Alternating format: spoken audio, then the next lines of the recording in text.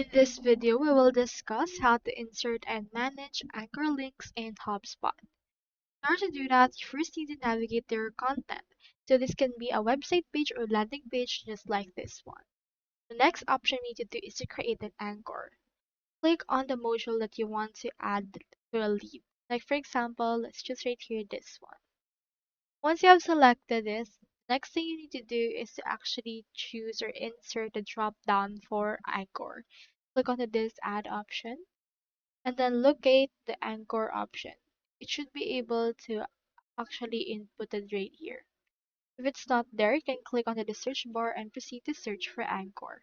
Here's anchor right here. It's under the modules and then just proceed to drag it wherever you want to. So I have dragged it right here onto this case. So let's rename this. Let's name this features. And as you can see, page has been updated. Next, we just need to create the hyperlink once the anchor has been added.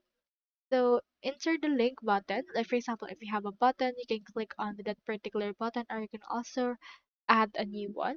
I'll choose right here the learn more button and click on this pencil icon. Now you can link it to whatever you want. So on my case, I'll link it to a content. Then you can select a page or anchor that we have right there. So for this case, just locate the actual anchor that we currently have right here. Alternatively, you can also use to choose URL or external.